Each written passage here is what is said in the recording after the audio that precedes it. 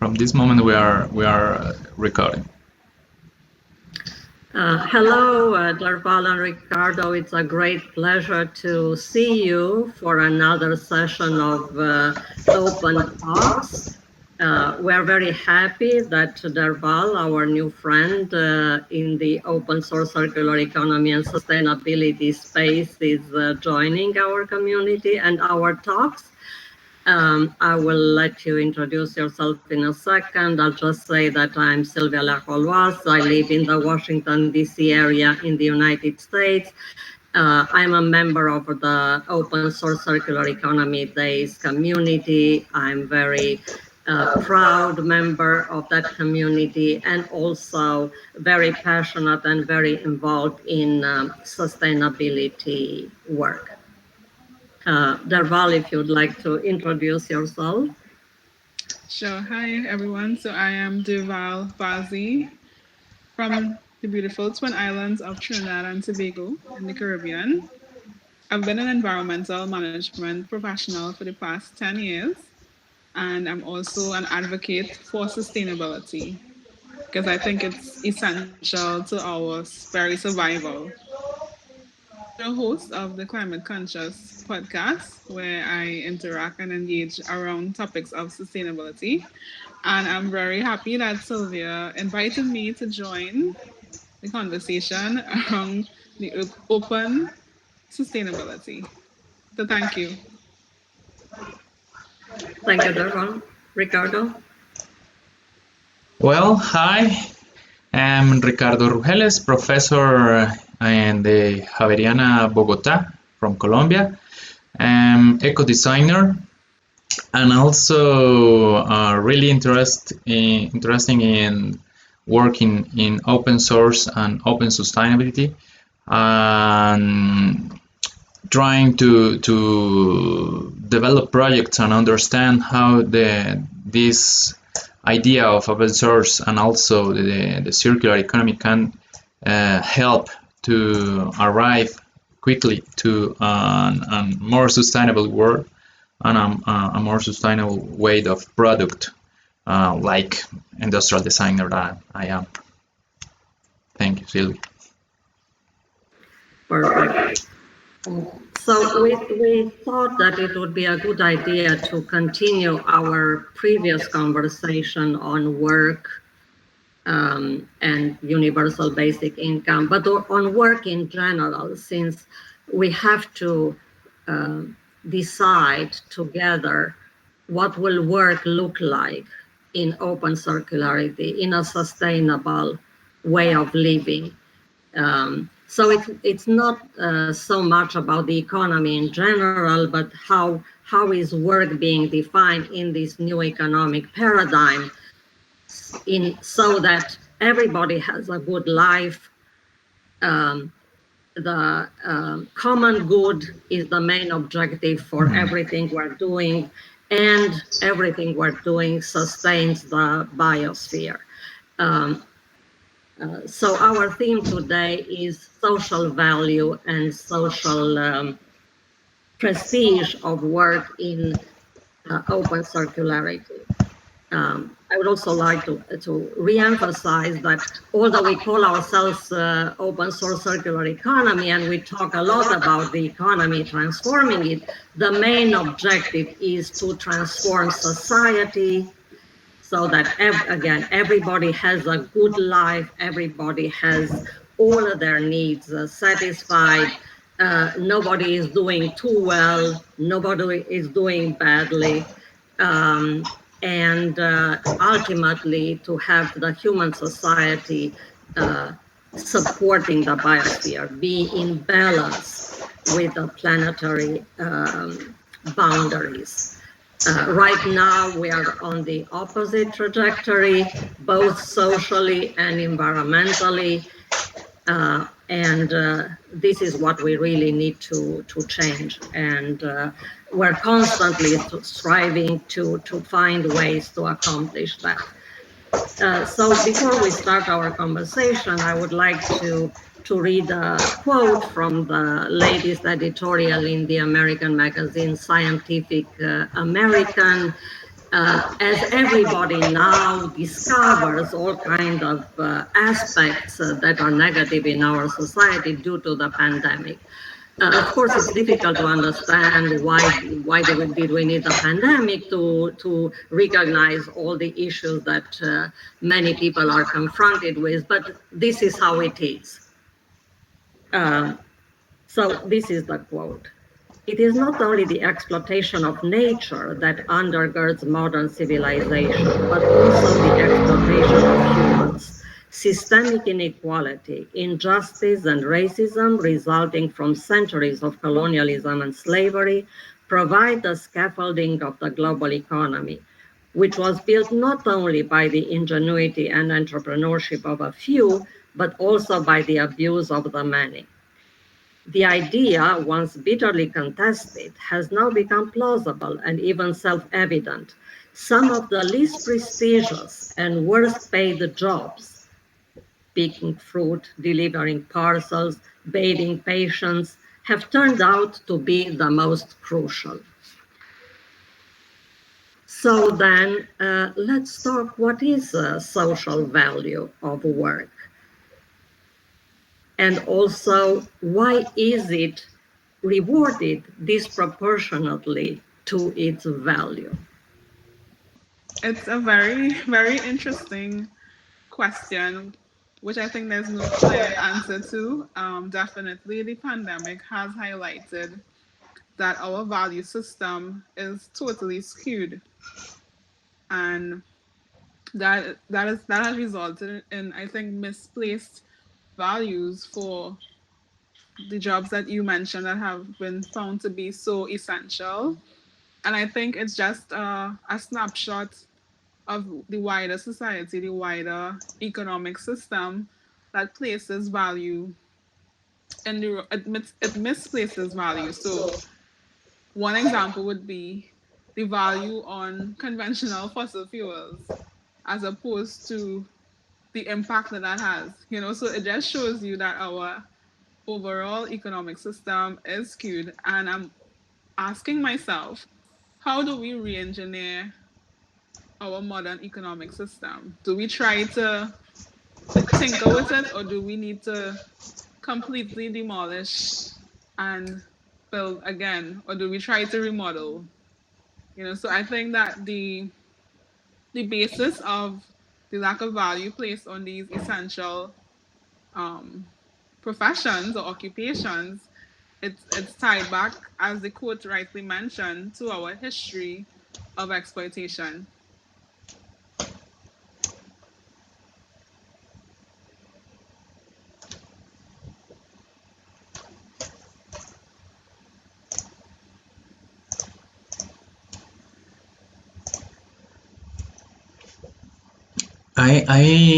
In this issue, I have a question always, and is when we begin the society to give monetary value for the work we develop, and because I think it's just a thought I have.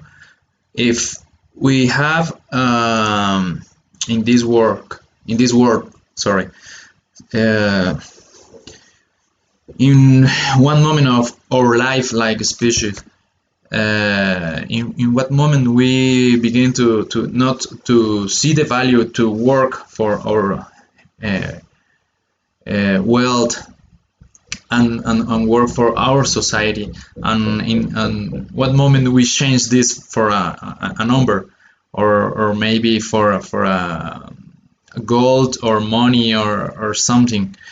How this affects the way we live and the way we understand the relation with others. And I think that if we understand in a better way that moment, we can also understand that we have the possibility to change this in all the stuff we made. That is not the value of money in these appreciations, in these sorry about this sound. just to understand that if we give a real value, not for money, like for how affect the life in the planet, we can understand and develop sustainability, energy, sustainable production, sustainable, because it's not about how many cost, it's just about how many help others. I don't know if this idea is clear. Yeah, I agree, and I think that the thing about it is that we don't always factor in the true cost Mm, of something, and when you only look at the dollars and cents that mm, is assigned by the already um, inadequate economic systems, mm, and then you don't factor in social value or even environmental or ecological values. That's why I think we are off course. So for example, the person that is providing us with food, they are contributing to such an essential, fulfilling an essential role that we can't live without. But that said, I also accept that those jobs, they are not highly valued, mm. and it's a bit mind blowing when you consider it. So we would I think we understand the importance or the value that a doctor or a surgeon has, but yet we cannot ascribe similar value to the farmer or even to our sanitation workers. So I think we definitely need a new value system, which I believe sustainability is all about. But it's taking a while to really transform the existing system because I think it all boils down to the economics, that very narrow view of value. This is exactly why we like to talk a lot about values before any laws of economics or rules or processes. Once we're going to make this major change in all aspects of our lives, we need to do that based on a common, agreed upon set of values. And it's exactly what you say, Derval. The main work that we should be focusing on, and not work is paid, right? But only the paid work is accounted for in economic models. If you're producing your food for free on your little farm, that's not considered work. And on the contrary, is viewed with some kind of despise, like you're sustaining yourself. That's bad in the view of advanced or current mainstream economic models. So I think what we need to look at is how everything we do satisfies basic needs for everybody, which is food, water, shelter, clothes, energy, um, and try to reduce or eliminate almost everything else. Um, it is, yeah, if we could stay a little longer on food workers, um, or farm workers or farmers themselves who don't belong to the industrial farming complex, who are very rich, but farmers who really live off their land and producing food or material or biological materials for industry. They're always try to be made cheaper. Their labor is always pursued to become cheaper and cheaper. which means you constantly replace your laborers, right? So instead of you doing the work, once you're better off, you have some extra money, you're going to find some poor people to do the work. And then if you exhaust them, you go in another country and so on and so forth. Or you take advantage of immigrants for this work. And in general, poor people or low income people. Why is that normal? I'll never understand. Food is critical. I mean, you cannot live with it without it. I can live with 99% of the trinkets that are surrounding me right now, but we cannot live without food and water. We cannot live without sanitation in the at the level of population density that we're living. We almost all live in big city. We cannot live without sanitation. We will all be dead before this pandemic happened of another infectious disease.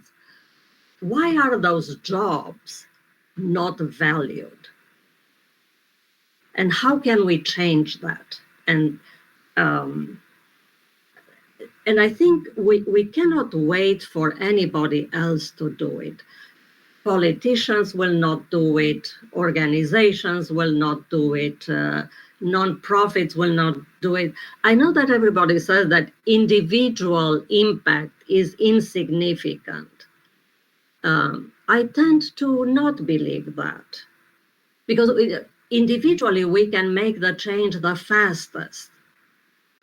And when I buy it, to make sure that I think I see the face of the person who picked it, who broke his or her back to bring it to my store. So that's a voluntary decision. And if more of us do that, again, try to always associate the value of that work and product with the price that I'm willing to pay for it. And this shouldn't be viewed can afford that. Nobody will be paid badly, right? No, we will find a balance. Another way is to eliminate the opt-ins intermediaries between the farmer and the consumer. How about we try always, or as much as possible, to buy directly from the farmer?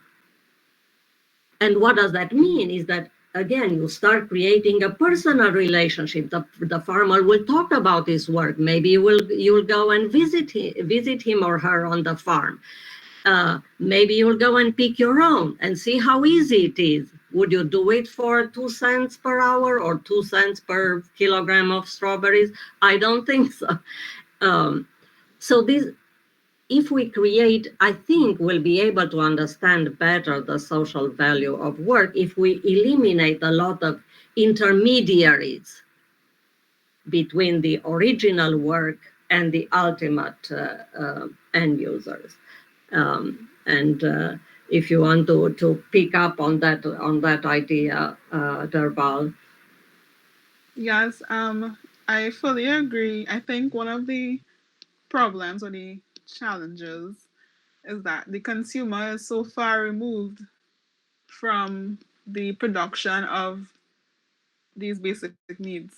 So food, water, clothes, you just go to the store and you purchase it, but you have no real connection to produce these items that you take for granted.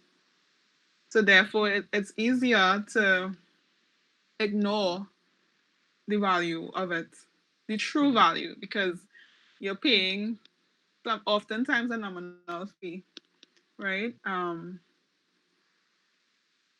So I think I agree with you, Sylvia, that we need to get back to relationships with the items that we use the most. So I'm also thinking that going back in time, we were all subsistence, right? We either, yeah, there were hunter gatherers, or then we started subsistence farming. And then at some point, we would have been bartering with any surplus. And then I'm not sure where exactly the emphasis became surplus as opposed to subsistence. And maybe we need to get back to that time where the focus is subsistence. And yes, a surplus is fine, but the emphasis should not be there because we're seeing where we are exceeding the ecological limits of the planet. So if we all focus on producing more, consuming more, then we're definitely headed, well, we're already on track, to peril. So I think there needs to be a return, a return to maybe a simpler life. And I know many persons would not agree with that because we have been conditioned want more. And but I think even personally and maybe with some persons that I have encountered, the concept of more is changing. So for me, I want more time. I want more freedom over my time and the ability to enjoy the simpler things in life. So whereas a lot of persons more would have been to, labor in the modern economic systems to acquire more wealth, that may come at the cost of your time and your peace of mind. So I think it requires total transformation, but as you said, we can start with individual impact. And I mean, the modern economic system is not designed to facilitate those things. So, for example, you're working 8 to 4, 9 to 5, and your time for fulfillment, in a sense, is restricted to the weekends. But on weekends, you're also preparing for the week again. Mm. And also, Sylvia, you mentioned paid and unpaid work, and I think of housewives and caretakers, women who choose to leave the work, either choose or have to leave the workforce or not enter the workforce households, and how that is valued. And but if we really examine the immense value that something like that has, we would look at it differently. But again, the modern economic system is not really designed for that because the way the economy is, you need a two income household. So it's like a catch 22.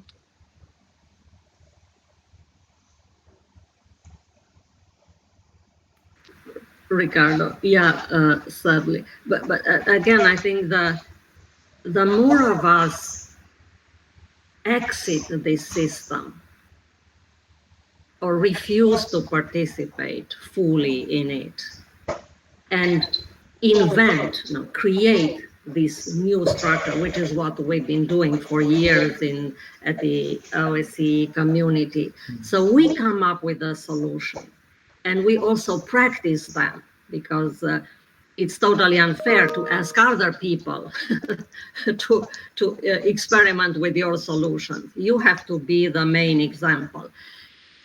It also allows you to correct your errors, right? So you might be well-intended, I might be well-intended with my theories about farming, but if it causes hunger for some people, that has to be corrected. And this is where open source comes very handy, because these solutions would be immediately corrected somewhere globally and then sent back to the original creator of that solution, so that everybody gets a better one that provides the outcome that we're looking for.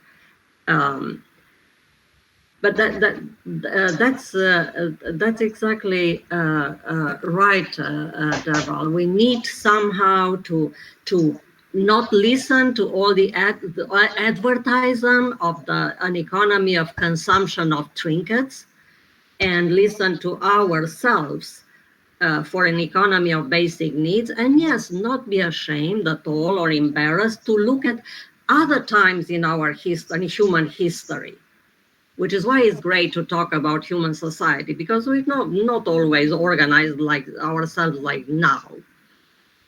even now, there are societies that live in a hunter-gatherer form. Now, it doesn't mean that we're going back to the cave. It means that we learn from that experience and we bring what is positive in it back to modern times.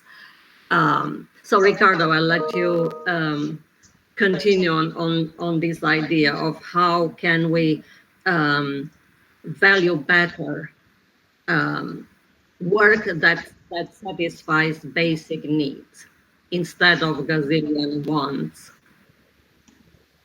Well, first, I think that we, like society, maybe trying to solve this problem of value, create a modular economy that and a modular system that uh, is easily put a value for the hour of work of one person, and it is indifferent is this person is a medic or is a farmer or is somebody that is helping people or just, I don't know, breaking rocks. So in this kind of modularity is easily to say how many hours you work and how many how much money you receive for this.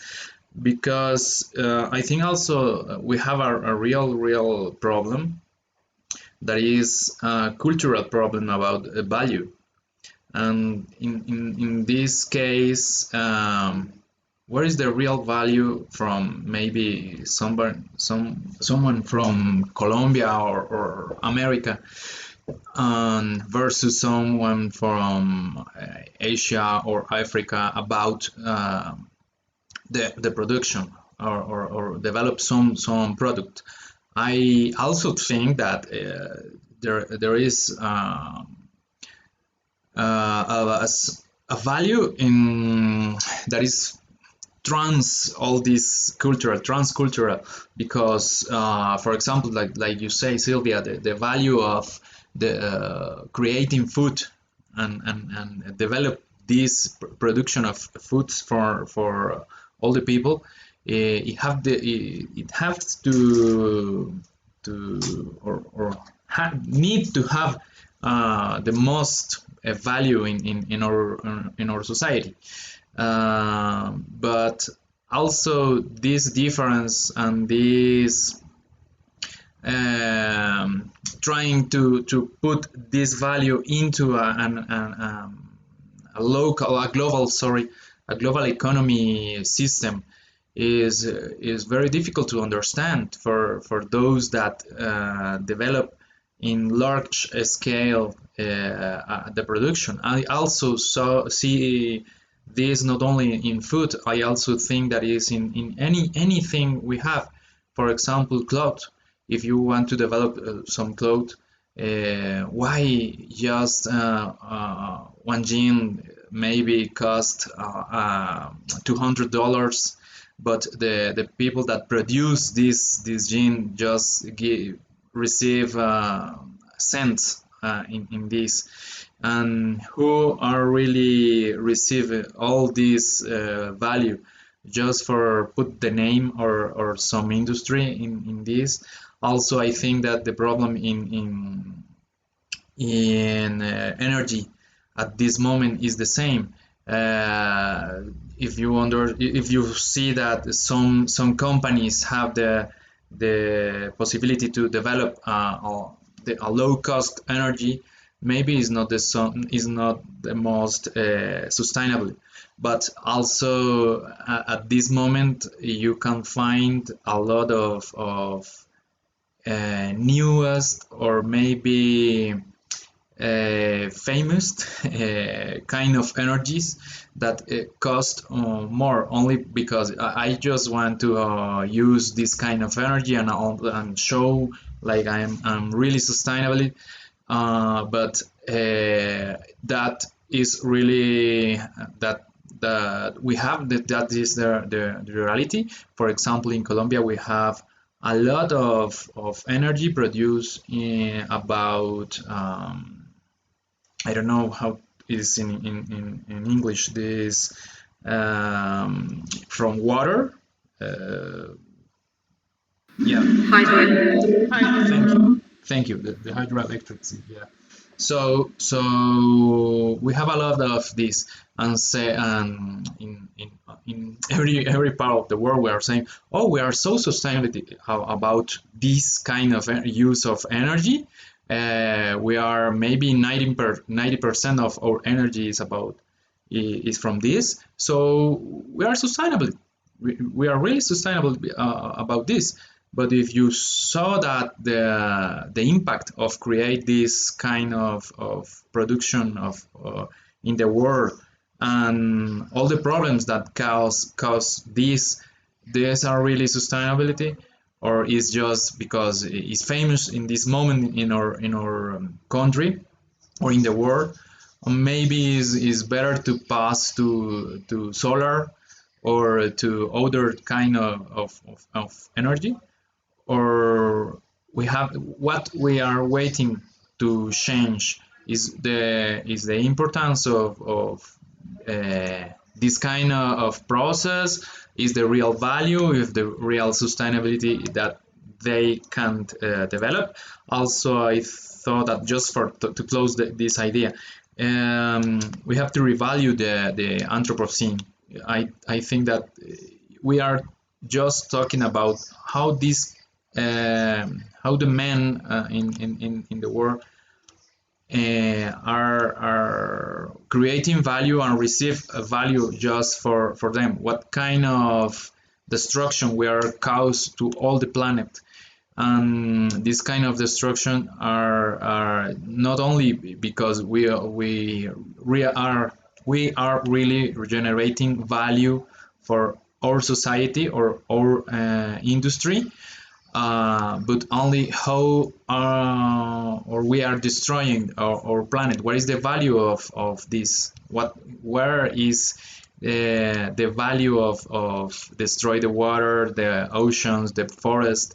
And maybe if we put in a balance this, and so that maybe is really valuable for make business, but if you are destroying this, you have minus points you have to receive in this in all the production in all the world. Or just be taken out of business, because again, in the end, we the consumers, we the society decides who can do business or not. In the end, nobody does it in a vacuum, right? Everybody's chartered to do business. It's just that we have allowed business to make all the decisions for us and also tell us what our values should be. I'm glad we touched a little bit on prestige, on paying $200 for the jeans that were made in Bangladesh for $2 per day, which means 20 cents per pair or whatever, or somewhere else. It can be Haiti, it can be anywhere else where people are desperate for work, and some big corporations are more than happy to take advantage of that. This is what you're paying the extra, right? The added value for the prestige of the company that made it, the designer, the whatever. And this is exactly what we need to change. Derval? Ricardo? Is this still working? We lost Derval? No, I'm here. Oh, okay. You froze a little bit and Ricardo disappeared. Okay, we're back. So this is exactly what we need to change. No, I'm not going to pay $200. for your designer, for your brand. In fact, I don't want to ever hear about branding stuff, branding people. And we'll talk more about that when we talk about prestige, because that's what it is about: branding oneself, branding a company, branding a different type of work. Now I'm going to order first of all, I'm going to buy only secondhand, and that will show you apparel industry. Second, I won't pay $200. I don't care I don't care about designers. Are they practical? Do they work? Will they be long lasting? Did you pay your worker? So first of all, I need to know where are they made, so I can immediately assess what your profit is, because I know why you went to Vietnam to make them. Not because you care about hiring people in Vietnam, but because you can pay them destitute wages, because you don't respect them. Maybe we'll all go back to tailoring our clothes. Again, we can interact directly with the person that makes the clothes. There still are people all over the world, even if they don't tailor them for you. You go in their shop, and in the back of their shop, they're making the clothes. You can see it. You know what you're paying for. Again, it's not some people that you'll never know about. Who work under indescribable conditions. Exploitation, as I was reading in the quote, we should not participate in that exploitation. And it's also great that you brought us back to when humans discovered that they can make surplus, right? When we switch from hunter-gathering to agriculture. Not only we discovered and we're making enormous amounts of surplus of stuff, but now we discovered surplus of money, bringing us back to Ricardo's beginning, talking about money. And money is just unlimited, right? It's not limited by anything in nature. At least the material resources are limited, but money is not. And unfortunately, money is what pulls all our economics, is all our behavior nowadays.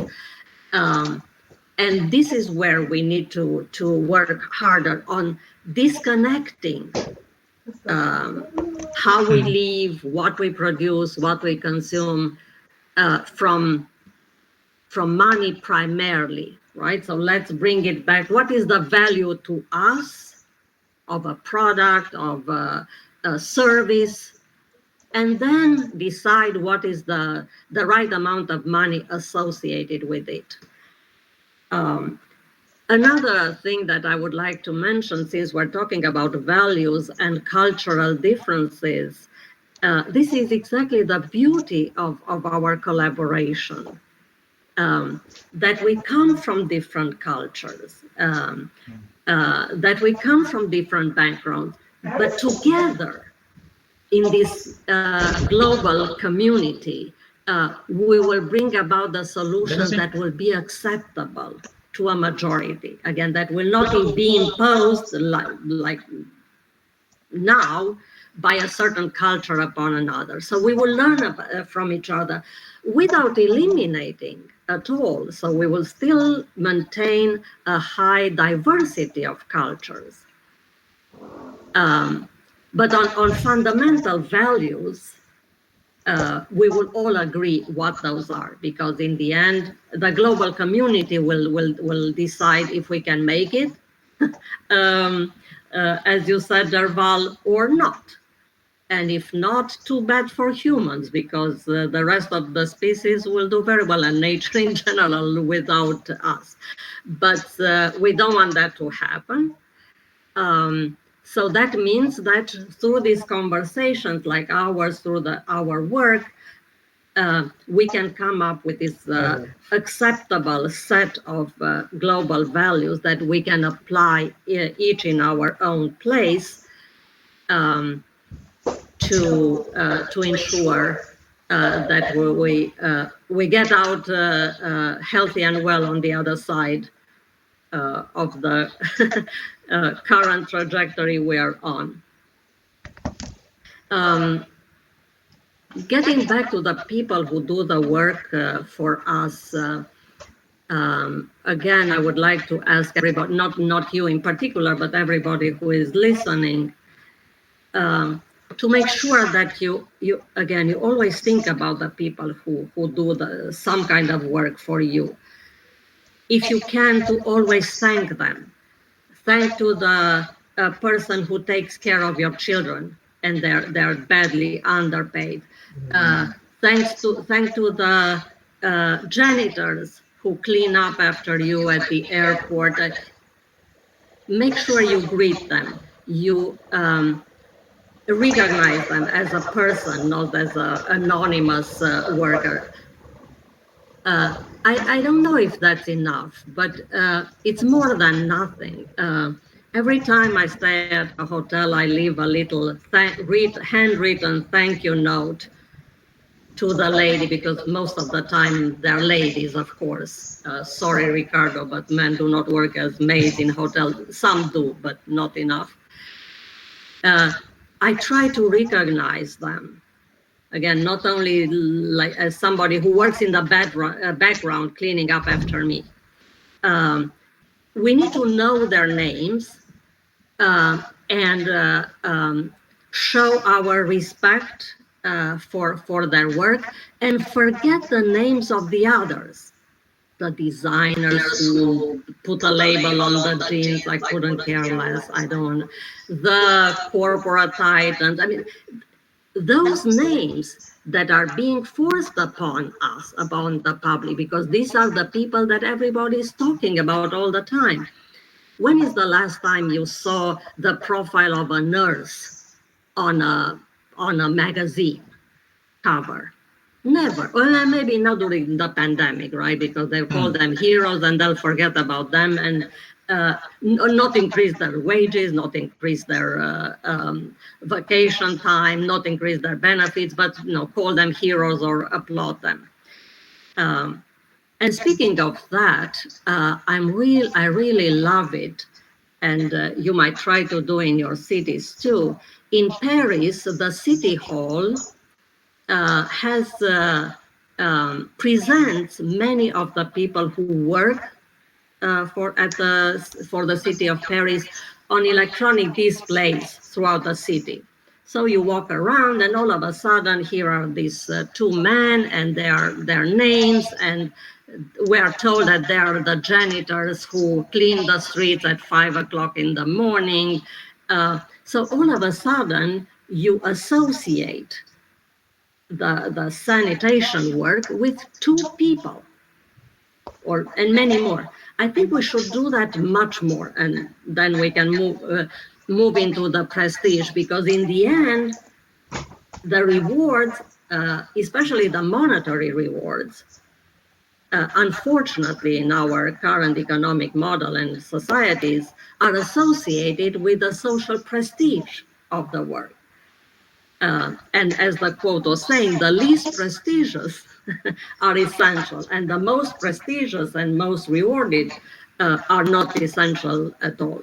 I always like to pick on hedge fund managers, because if there is anything more disconnected from the work they do and the rewards they get, not the only ones, but it's good to criticize them as much as possible.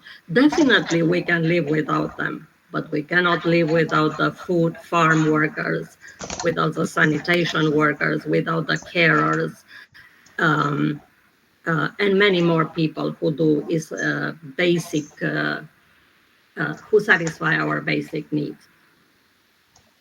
How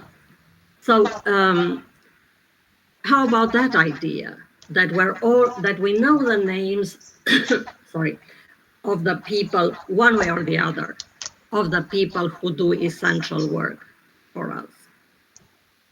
Darval.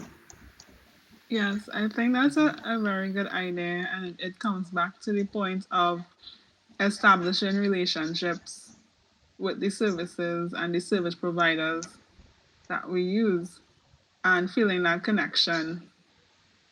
I would also add that for us to really achieve any change or transformation, we need everyone to reject exploitation.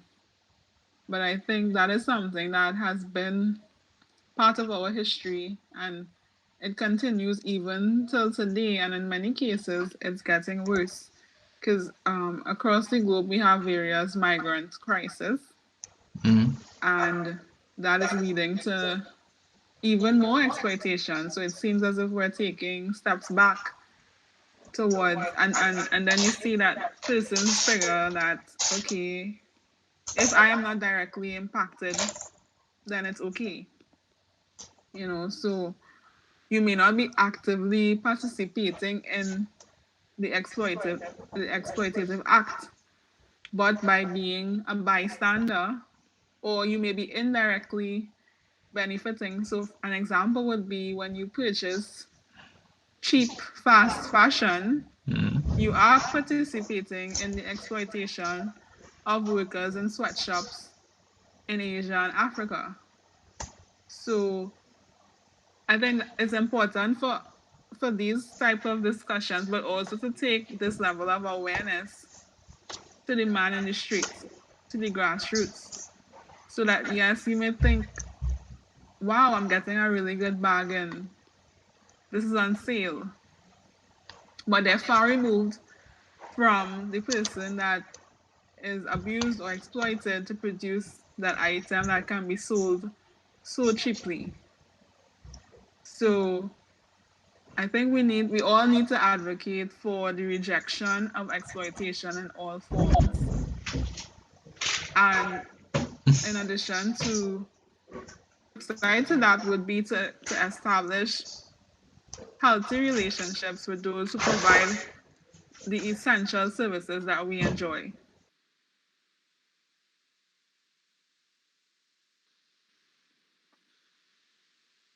Ricardo?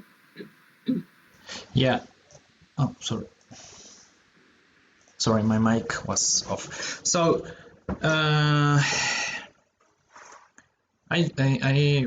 want to use two ideas.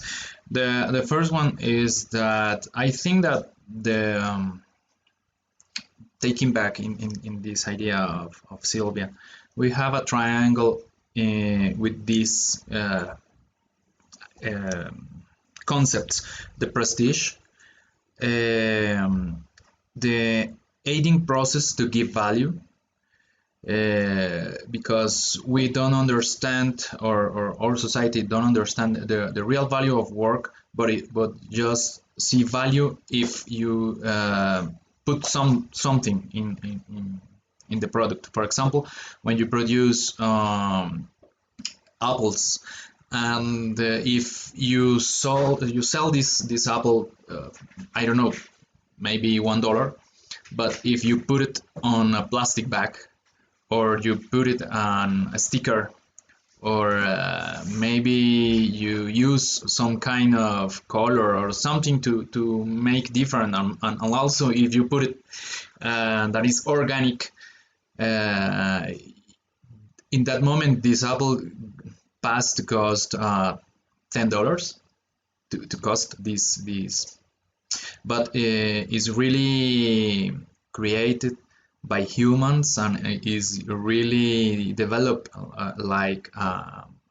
with people in all the process, or maybe was a machine that developed all the production and control all this process. um, we don't understand the real value. We just understand what we see. You saw an apple with nothing, even a bag, and for other hand, you see this beautiful apple. Oh, this beautiful apple have to cost a lot. The other not.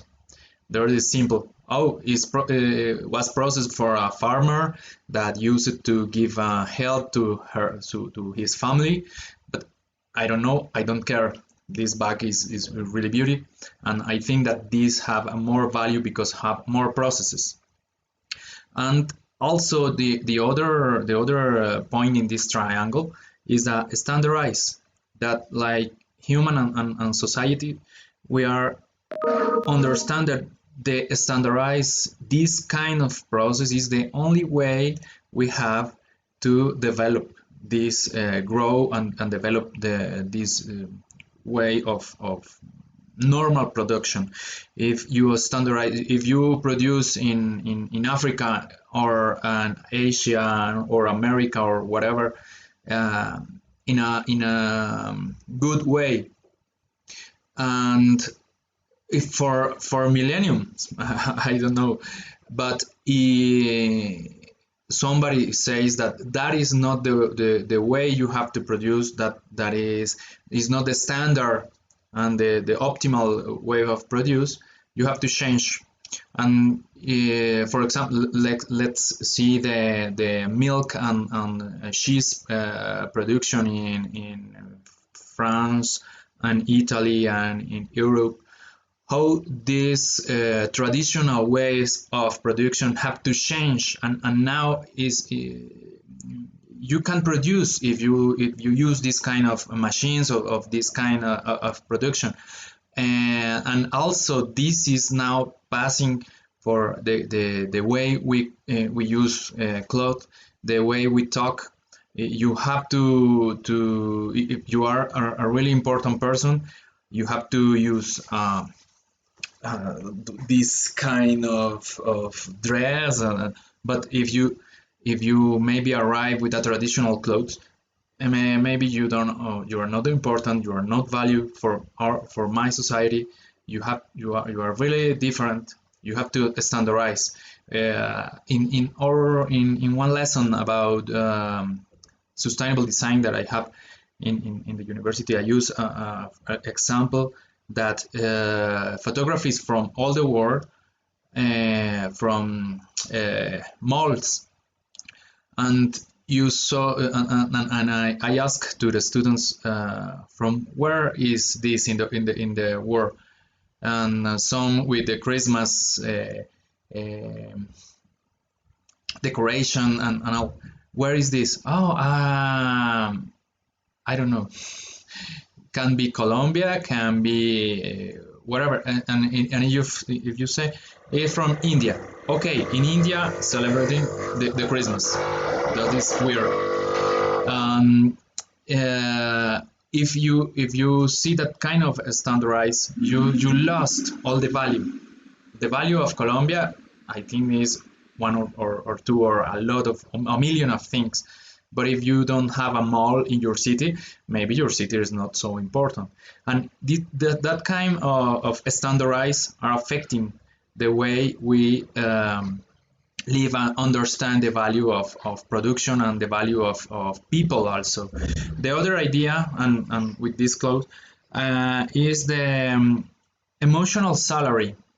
I think that at this moment, from I don't know, maybe the last 5 years, I was saw a lot of studies about the importance of emotion in the salary and in the actual salary. I think that and so very positive that the people now don't. Are not just waiting about a lot of money, but also the possibility to grow and develop in what they do and what we do. Maybe you can receive $1 million for a month, maybe. But if you are so explode, so you don't have time for your family, maybe I can receive less. If they give me some time, maybe I can work from home. In this moment, we saw that, and the industry saw that is possible. And with this, with a lot of responsibility, maybe more responsibility than before, than after. I think that this emotional, if we put this emotion in the value, in the real value of things, we can develop a new kind of society that understand the real value of work, the real value of of make things is not only how many money you give to this person, but how you help him to grow in the world and help others.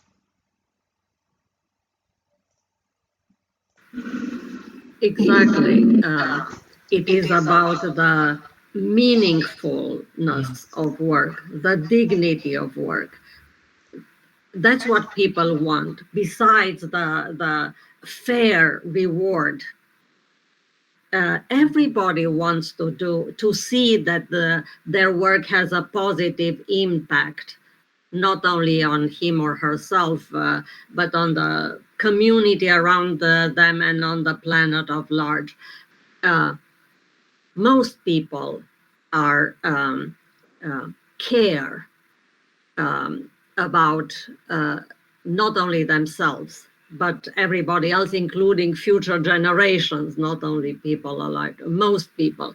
Again, it's how we are advertised contrary to our values, to behave differently, to accept another system. But we obviously we're not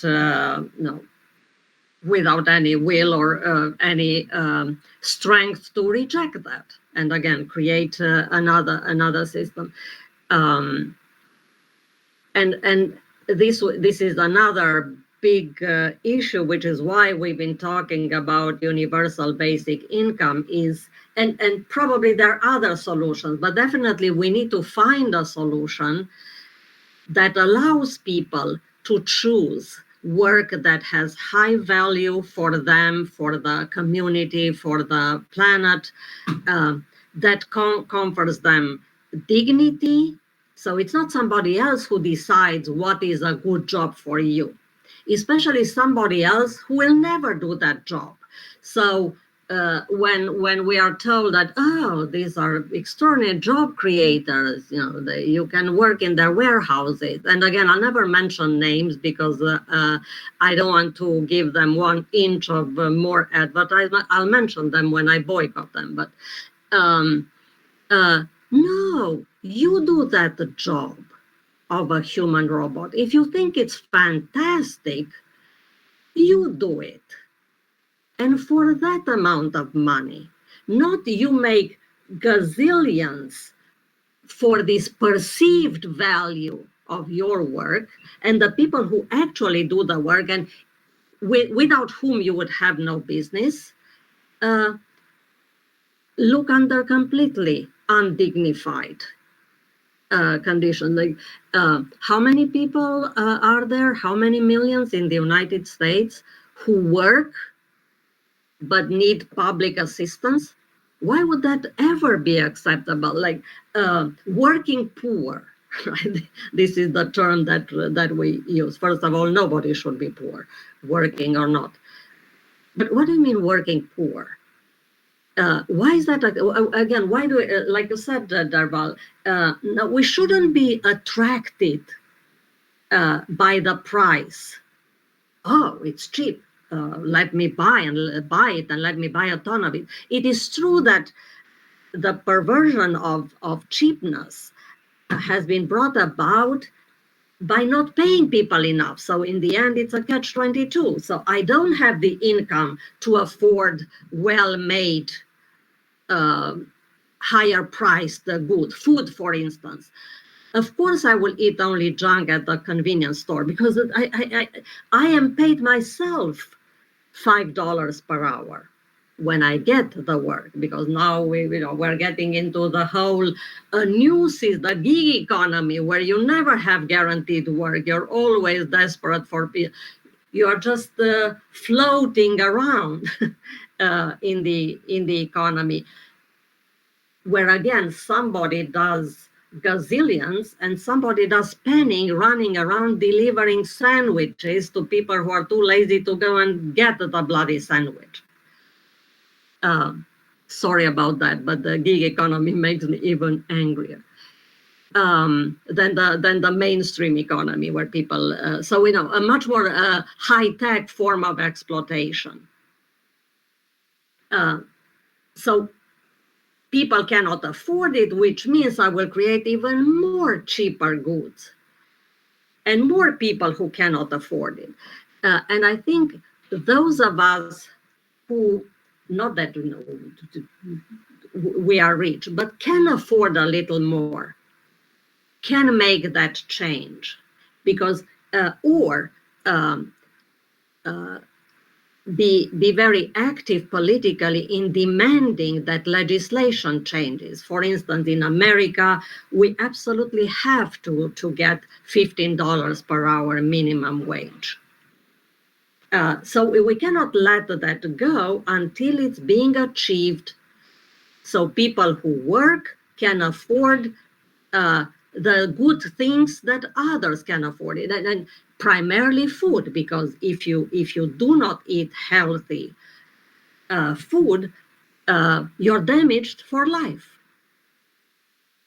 Um, so uh, again, it is us together with many others who have to reject what the current system is telling us about being the only economy that can bring abundance to everybody, right? Which is their theory, although it's not true. Um, uh, and and find this solidarity amongst ourselves through our decisions. I mean, make that solidarity real, not only theoretical. In other words, whoever says, my dream is to become a janitor, um, or even a recycler. I don't know for you, but here most of the recycling companies hire former prisoners, people who are difficult to employ. So what does that mean? That recycler is not a good job, right? Why would I aspire to it? Although it's much more necessary than the hedge fund managers, right? Because at least the recycling puts some kind of stop to waste, not enough, obviously. But it's a very important job. So who is it given to? To marginalized people, to people who cannot get any other job. So again, what child will say so when you're asking school, what do you want to be when you grow up? I'm not going to say recycler. Or sanitation worker or janitor. So again, what society creates as prestige is totally different than what is being needed for us to live sustainably and fairly for all. How do we change that? Should we have a magazine for workers or for essential work? Here is Ella, who works in recycling. Here is Ella, who takes care of my grandparents in a nursing home. Because unfortunately, a lot is about media. This is where we are conditioned about values and everything else, unfortunately. Again, how do we change that? How do we change prestige so that it becomes associated with high value social work and not with useless and destructive work as it is today? Any thoughts, Derval? Yeah, Sylvia, you mentioned the media, and I'm just thinking that, the media, for the most part, is controlled or run by the prevailing economic interests. So, definitely, we need greater awareness of the value of these basic, the value of the services that are provided for our basic needs. And I agree with highlighting highlighting those service providers. And I mean, for each of we are all from different communities, but we can simply look around us to find persons who provide these services. And so, building on what you said earlier, Sylvia, about we need to know their names, and we also need to highlight them, even to go as far as celebrating them, as an act of gratitude for the value that they bring. And I think in order to get other persons on board, we need awareness. We need greater awareness of what goes into the food that you enjoy on your plate. What goes into the food that you enjoy if you go to a restaurant? What does it take to produce that jeans that you wear or that shoes? So we need to have more of these conversations. And yes, we can use mainstream media, but we can also use other forms to communicate and to, I mean, it will take some time to take roots. But I think that is one of the main ways to lead this transformation, and particularly with the younger generation. I think targeting students, school children, who in their own way they would be influencers within their homes and amongst their peers. So I think the issue of prestige, um, it is a challenging one to shift, because I'm one. Well, we kind of been discussing this throughout the talk, but I don't think it's clear where that value quite originates. It's kind of elusive, and it seems a bit daunting trying to change that. But I think with more like-minded persons, we can get the ball rolling.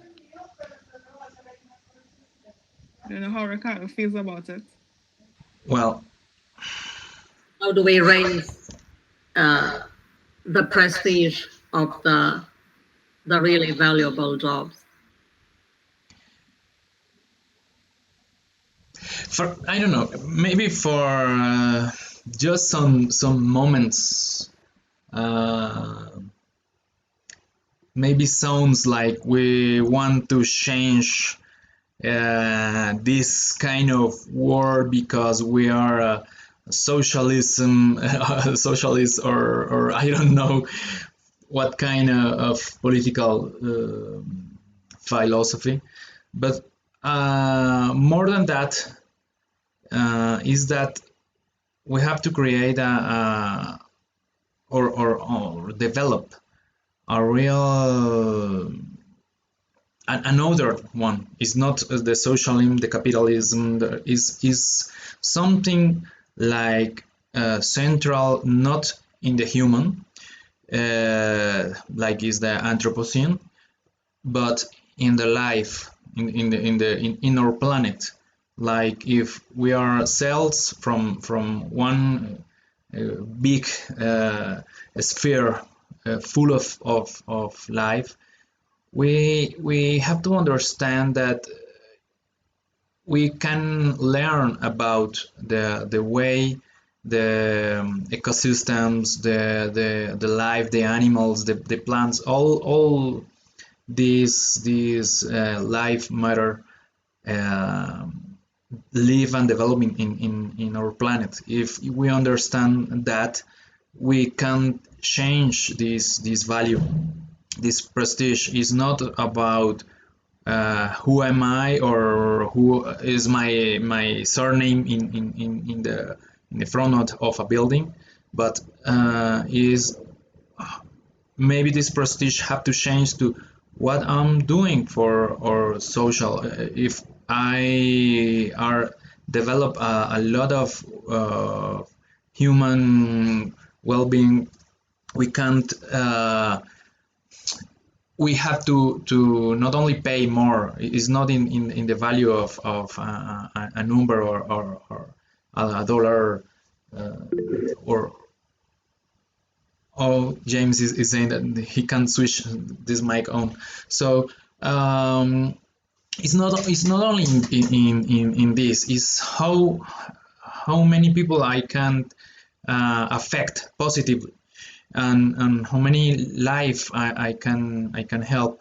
For example, when something pass in the world, like in the last days in our country, we have a hurricane that affects for first time really bad a region of an island.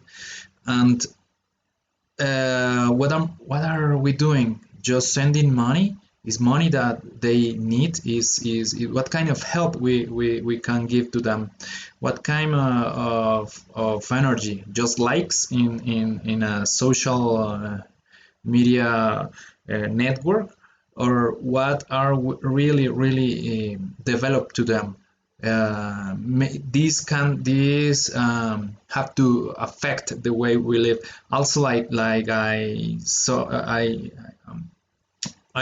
in other of our open talks, we have to learn about this situation we are passing to understand what is the real important thing.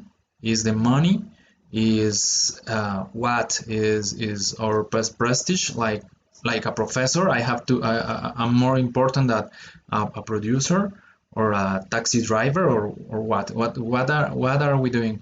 These people that, for example, a taxi driver here, a taxi driver is maybe the worst work to develop, because it's dangerous for some of them.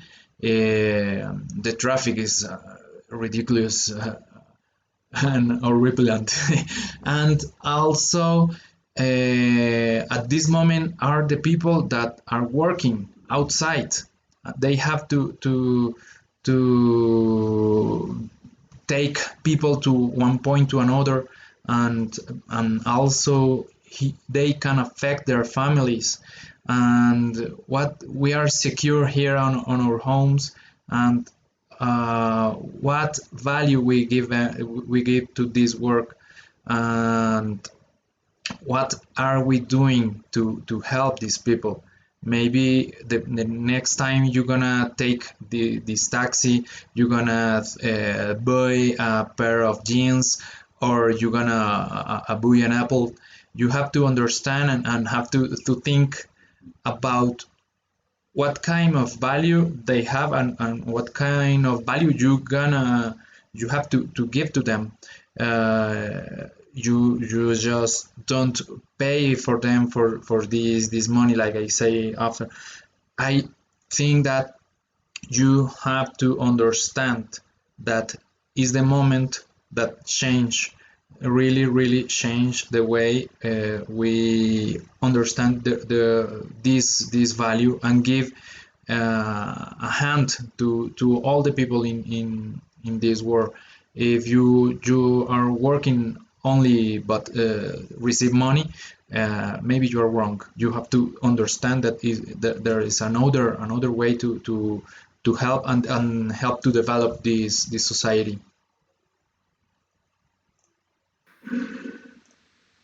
Ricardo, let's see if we can fix Gian's problem. Can you see if you can unmute him as a host? Yeah, let me try. Oh,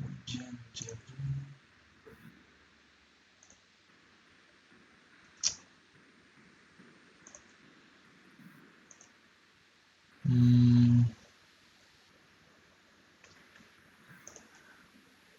no, directly from here I can't do it.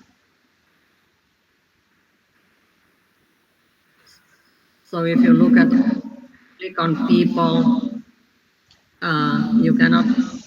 Jan, you want to restart? If Let's try for other time. Let's try another time. Okay?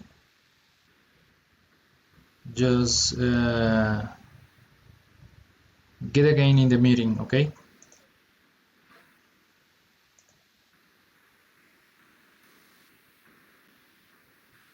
Okay. Good. Yeah, well, Ian is trying again, speaking of people affected by hurricanes, the first help they need to rebuild their houses. Money will not help them. Your Yeah. work, you going there, and or people who know how to build homes is the most valuable thing. Yesterday I was talking about. And they need clothes, they need books for their children to go to school. Hmm. So yes, our first reflex shouldn't be, yes, I'll send money, which is also, again, an indirect way of help. Oh, I send the money, I'm fine. I don't even know if the money will get to those people, which happens all the time, right? How many charities claim that they help people in need, and then you find out that management gets paid most of the money. And you were also talking, Ricardo, about finally understanding that we're not the center of the world. We're just one species among the millions, and we should get back to a more shrinked footprint as we used to be. We were not dominating everything. Um, so maybe one way to do that is to develop more jobs that maintain nature. And instead of them being a hobby, okay, so I will go through the forest and walk through the forest and make sure I don't damage it, and or I will plant a tree. How about we pay people to plant trees? For me, it's always outrageous here in the States, where people are paid a lot to cut trees, but almost nothing to plant them. Usually, planting is done by volunteers, so you feel good about it. But you can never keep up with the people whose work is to cut them. And nobody says that, oh, it's a great job to plant trees or take care of wilderness. Again, that is always expected to be volunteer work, again, like a hobby. Instead of that is really essential work, because once we destroy all wilderness, we're done. So it's not only about farmed nature, right? But wilderness for us is essential that we maintain it, let alone for the other species. So we're happy, Gian, that you are able to fix your problem. We've been talking about social value of work and social prestige, which is the highest as work is the most useless or the most destructive. So maybe it's a good time for us to ask you to give your thoughts about this topic as we're getting towards the end of this session. So, Gian, I'll turn it over to you. Can you actually hear me or not? Yeah. Yes, Okay, perfectly. good. Sorry, for some reason my iPad camera doesn't want to, or my my iPad microphone just didn't want to cooperate. Um, so, so you're discussing about. Can you just briefly, in one sentence, just remind me what the topic is here? Social value and social prestige of work in open circularity. So we've been talking a lot about what kind of work has real value for the society, uh, farm workers, carers, janitors, sanitation workers, and many others. Um, which are not the jobs that are valued financially by the current economic system. And we're talking about that in the context of our community and Derval in her sustainability work, where we focus on making changes in the economy for the sake of social change, not for its own sake, and ultimately for the sake of the whole biosphere. And we've been talking a lot again about the total disconnect between how work is being viewed as prestigious and how it is rewarded compared to its critical value to satisfying our basic needs. And I know that the theme of exploitation, we talked about it at the beginning, is very, it's of great importance to you, Gian. So the idea is, how do we bring social value of work in balance with how it is viewed by society, how it is promoted by society, and how it is rewarded ultimately, whether monetarily or not? Okay. That's a big question, isn't it? It's a. Um, hmm. I think that this is a problem that of priorities that our entire civilization faces at this moment. You know, the work that I've been doing, and you know, the work that we did here on OSCE days, as an example. I think in it, and all the work in the Commons, I think typifies the challenge, because we've all committed so much of our time to doing things that would point in the direction of system change, but we're so unsuccessful, you know, at getting traction, and somehow it's almost like, and COVID seems to have made it worse. There seems to be a sense of increasing fragmentation and chaos in the world that makes it very challenging for us who, you might say, we're the commoners, you know, like working in the commons, the commoners of the planet, billions of us. We're so entrenched in this system, and it's almost like the system is directionless, but it's got a momentum in its directionlessness that affects all of us. And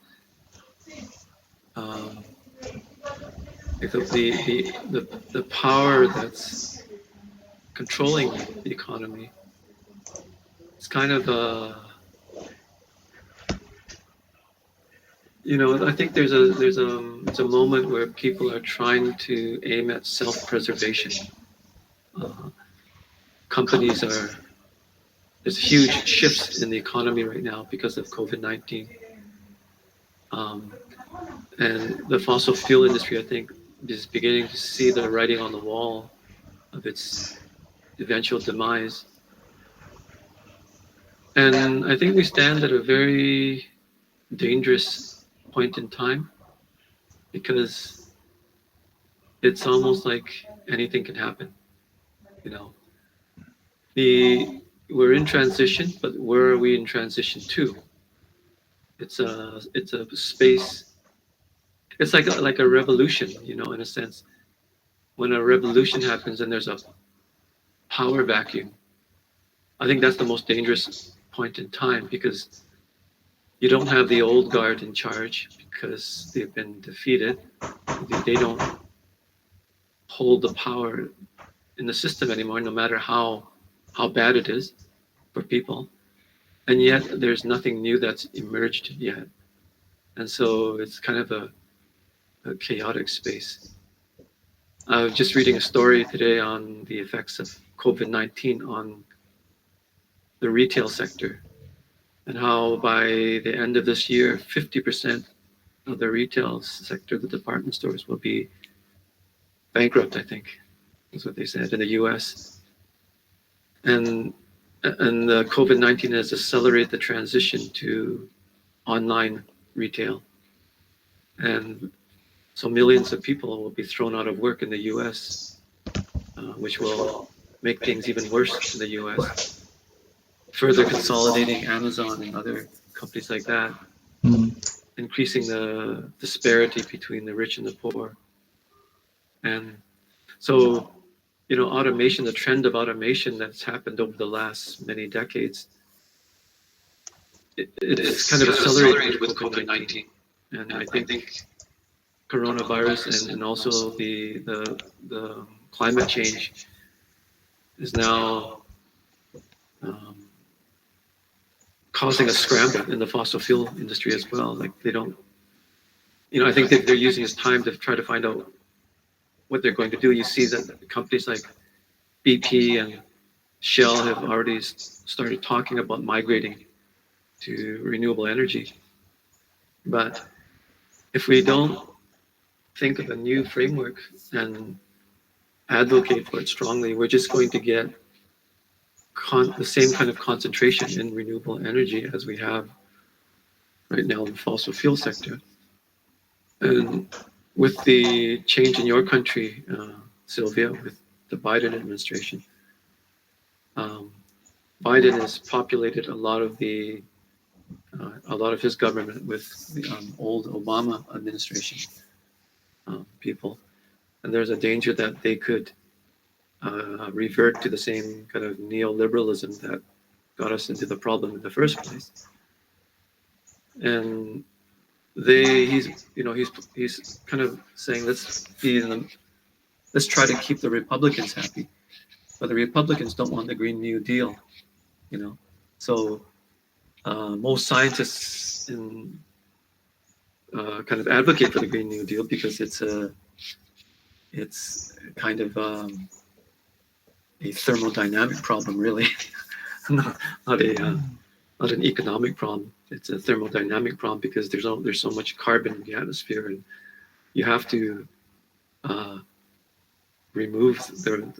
you have to decelerate the rate of carbon emissions if you're going to mitigate the problem with the large problem of the atmosphere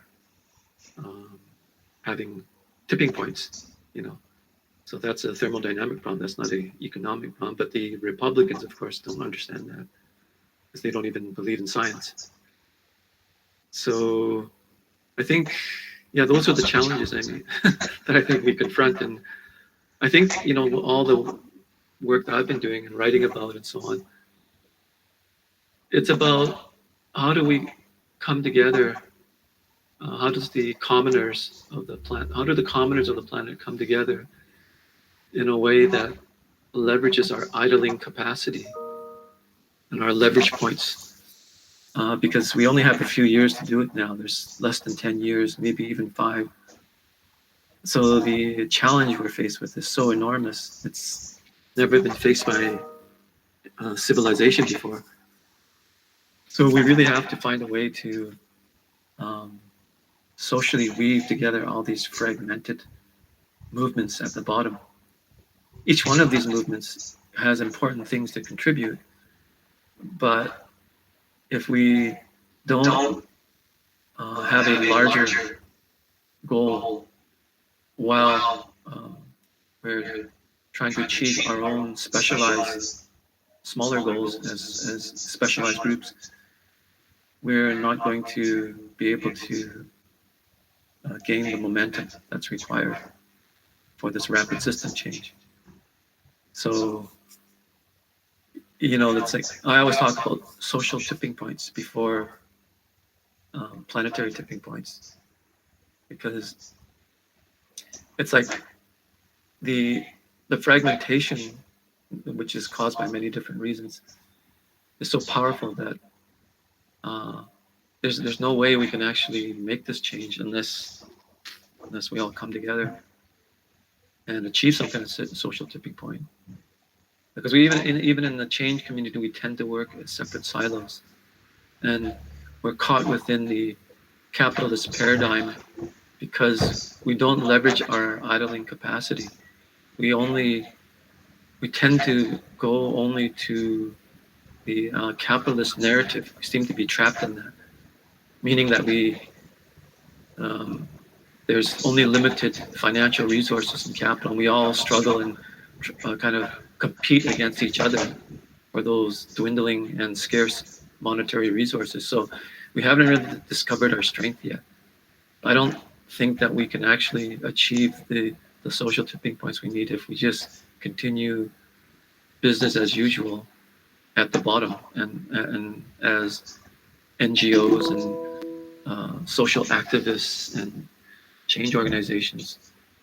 If we continue to subscribe to the competitive paradigms that we're trapped within, we're playing the game that's got us here in the first place, and we won't succeed. So we really have to, like Buckminster Fuller advocated for, we really have to kind of imagine and envision a new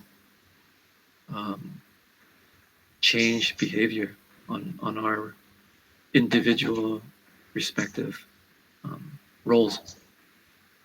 I'm glad you mentioned that again, because unfortunately you missed that part of the conversation where this is exactly what we were talking about, that we cannot wait for anything or anybody else to make this change.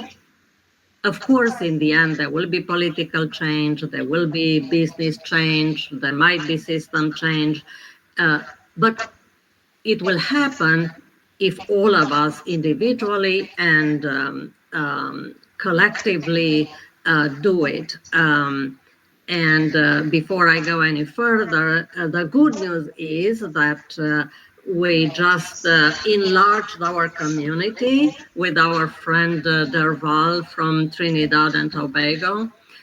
You see, we continue to do our work and to push for our ideas and solutions with different levels of success. But the point is that we're not giving up. Again, even if the situation might look dire and the change is not coming soon enough, is not deep enough. What is important is for us, the commoners, very proud to be commoners. So again, not commoners in the less prestigious way it's being used. But again, normal people, normal human beings who care about the others and the commons, continue to try to make this change at different levels of scale, so from minor to major. Speaking of major and the Green New Deal, Gian lost the signal again. But I might as well tell you, there is a lot of pushback here in the United States among the people who support the Green New Deal. So Gian is back. Again, I was saying that you mentioned the Green New Deal, which is a big deal, meaning we have to do it. And we have to call it such. But what is ironic is that, as you said, some people try to accommodate the stubborn opposition. So let's not talk among progressive or people who support the Green New Deal. I had this conversation many times in Indiana. Let's not call it Green New Deal, because people will reject it. We won't want to listen. Republicans won't, and others won't want to listen, because you need to talk about jobs. You need to talk about the economy. No, who said so? Before economy and jobs, again, we all have to leave. And we have to, no, we'll call it the Green New Deal.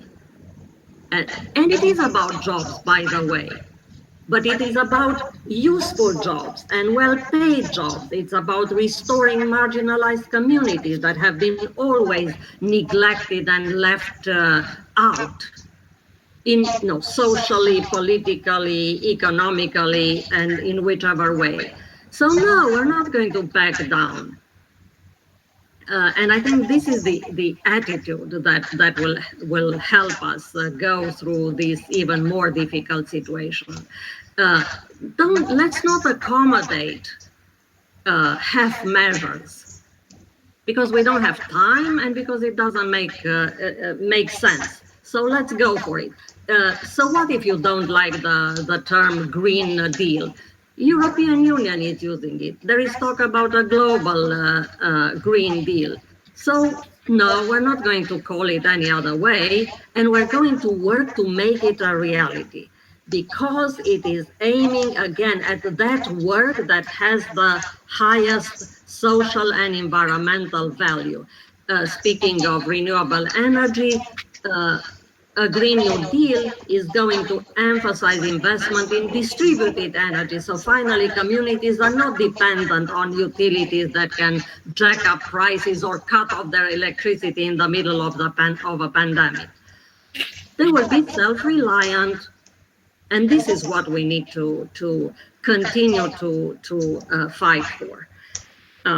But you're right, Gian. Of course, it's not easy, and we cannot count many successes. However, here we are, four of us, talking about and making change in our lives. Before you joined, Gian, I was talking about that big online company without naming names because I don't want to do any marketing for them.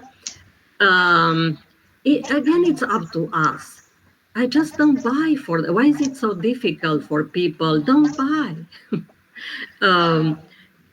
It's impossible not to find that thing. Not only don't buy, but constantly counteract the positive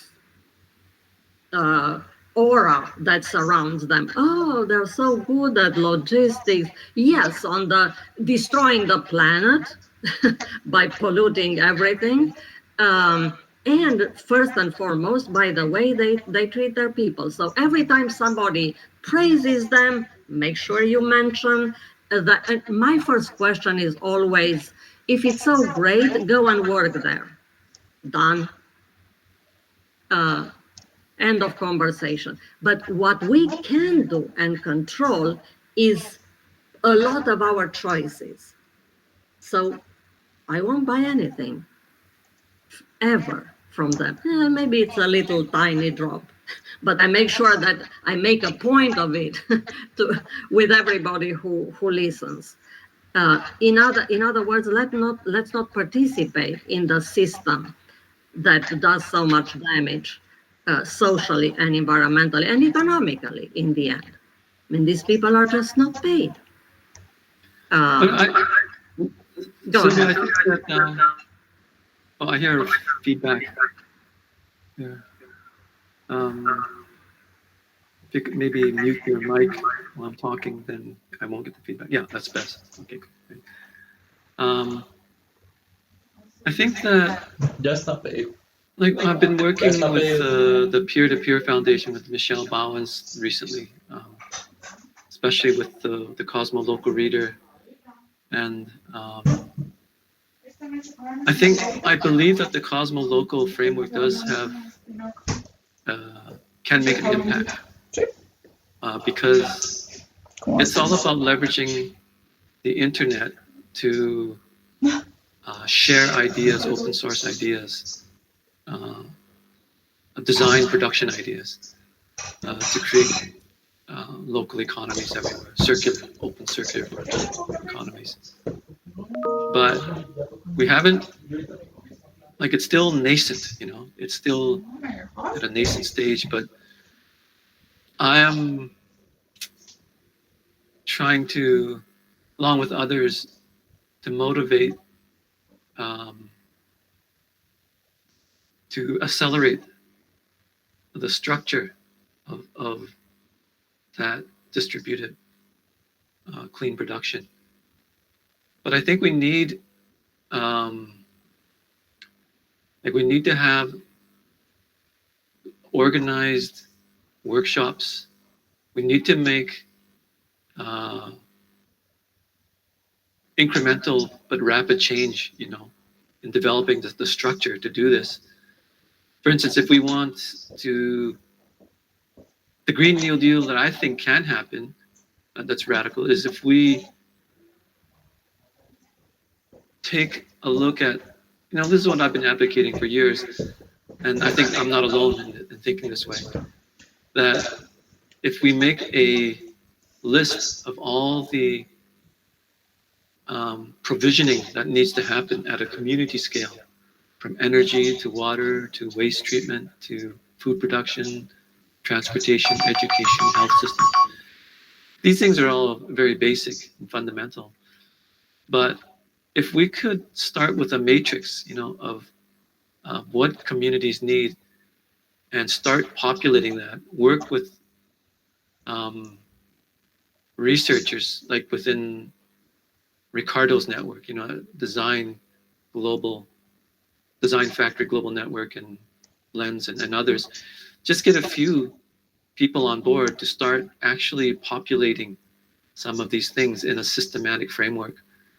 And then, and have Ricardo, I don't know what your status is, but maybe you can give some feedback about the ex-FARC communities since COVID-19. Have you made any progress there? And what's the status of that project? Because that would have been an ideal application for mobilizing researchers and product developers around the world to actually contribute to a open source design repository that could actually be applied to a community pilot project. And if it works, then we can try other communities and start building up this repository so that we can create a Green New Deal from the bottom, a bottom-up Green New Deal, not something dependent on huge amounts of capital that we have to argue endlessly with incumbents of the mainstream for funding. I think that's the way to do it, if we can mobilize, because I think if all you need to do is have, you can, like the projects that Ricardo's doing, they're not at large community scales. They're, well, what do we talk about, Ricardo? A few hundred people in a community, right? Maybe less than 1,000. So it's really quite achievable if we can just get together all different provisioning systems in a community matrix and apply sociology at that community scale and develop the framework for retraining and re-educating people.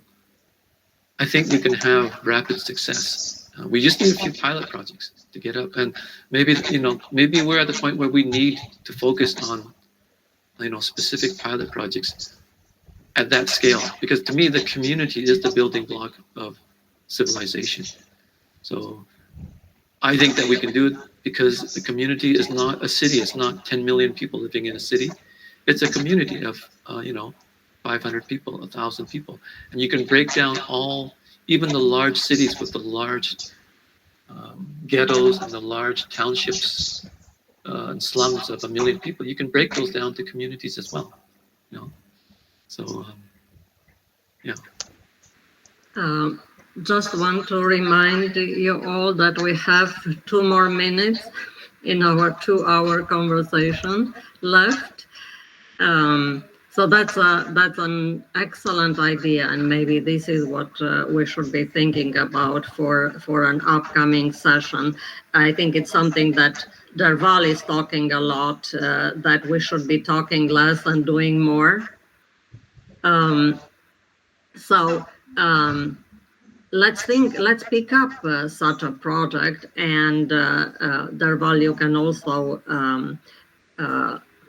suggest the one that would be useful for you, for your community, and let's get going on it.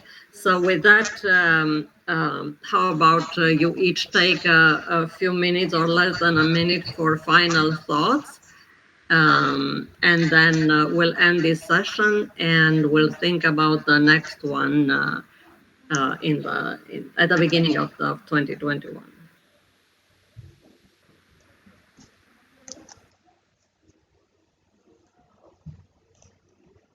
Oh, please, Derval. Okay. Sure. So I think we all agree that we need to transform our economic systems at the global and national level. And I agree with what Gian said in terms of the focusing on the community level, because I believe that's where we can actually see impact and it would start to spread outwards. So I think definitely we need to create awareness, which she alluded to in terms of retraining and re-education, because it's clear that the existing models, the existing value systems, they don't work and they will not allow us to achieve that sustainable development which we are aiming for Aló. by 2030. So I think we have to really Sí. accelerate our efforts to see change in our value systems, starting as Ya bajo, Liz. individuals, but Gracias. also and seeking to influence our respective communities in the ways that would ensure that social impact becomes a high value priority, a high priority social impact in Liz, whatever we do. toma. Sí. Thank you. Toma, toma.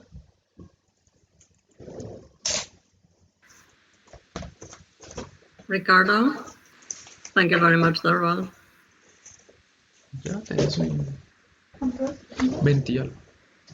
Oh no, did we lose Ricardo? No. Hi. No. Sorry. Okay. Well.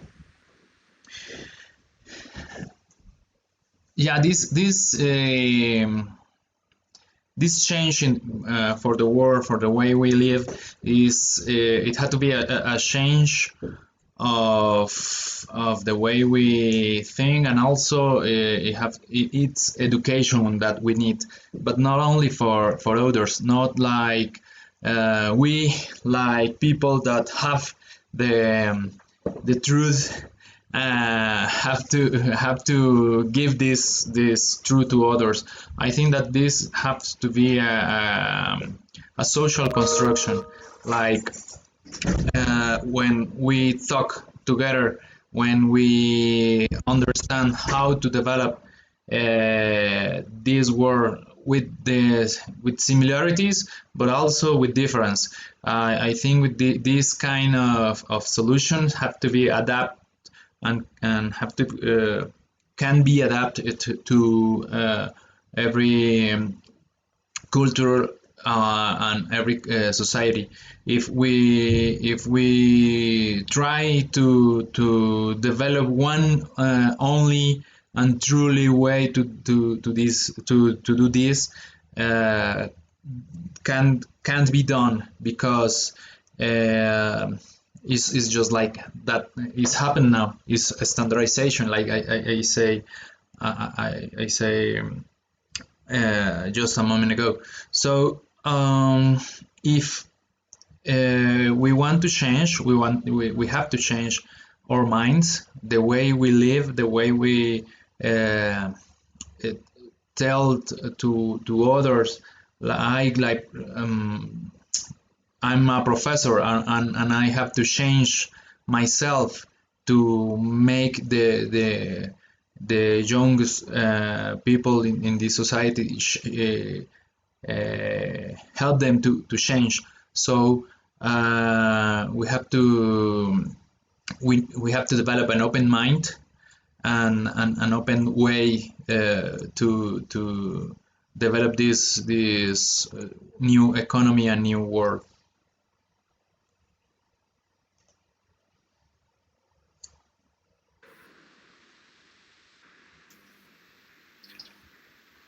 So, Gian, a final thought from you? Okay. Thanks, Ricardo and Lerval, for your feedback and your insights. I think echoing all three of what you said. I think that education is very important. I think one way to make the education relevant is to make it applied education, in a sense, have a strong component of applied, so that when we teach the young people, say in high school, grade 1 to grade 12 curriculum, say in STEMs, in science, technology, engineering, math, we incorporate the community development work in with it, so it's relevant rather than something abstract. So, as an example, you could incorporate, instead of learning exponential functions as a dry subject, actually incorporate it into how the microbes in the food system operate, and things of this nature, so that the young people, I know in South Africa that this is what happens, that the youth, they study these kind of mathematics and treat them as abstractions just to pass the exam. And instead, the attitude should be that this knowledge is all very highly relevant to building your own local economy. And I think, echoing on what Ricardo said, the diversity, it's like human beings, we all, the anthropologists and archaeologists have worked for many decades to see how different classes of hominids came out of Africa. And the latest research shows that it's very complex, because our ancestors left Africa, and then they populated different parts of the world. And then a new wave came out of Africa, and then they went around the world again. But then they interacted with the old wave that was left Africa, hundreds of thousands of years ago, and so they gave birth to new species, new different types of hominids. And so, the same way that what Ricardo's saying, that we have all this diversity of humanity all over the planet, and one size can't really fit all, but we all come from the same lineage. We're all humans, and so we all diversified and populated different parts of the planet, and developed different cultures and different ways of experiencing reality. So that common humanity is what can bind us all together, but we have to find different ways of adapting solutions to each environment that's more adapted to that particular environment than another one. So I think that's a really important insight, and I think the concept of Johari's window is an excellent framework to apply in those kind of contexts, because it shows you where people differ in the way they look at things, and how they find commonality. What is it that they don't see about their way of looking at things, and what they do see? So Johari's window is a very, I think, important way to mediate that. So those would be my closing comments.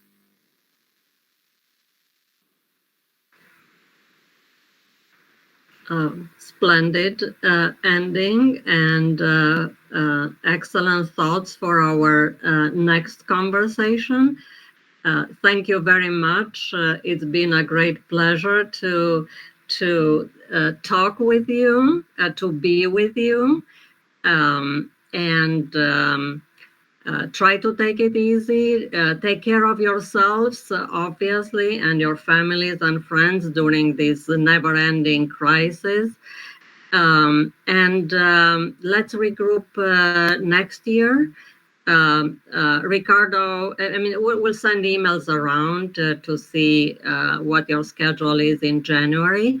Let's start working on a project. And it would be wonderful to invite people from the community to participate in this discussion. So again, it's much more meaningful than only us offering our nice ideas, and as Gian says, not necessarily translating in the immediate reality of the people that we want to change their lives for the better. So thank you very much, and we'll see each other soon. Bye-bye.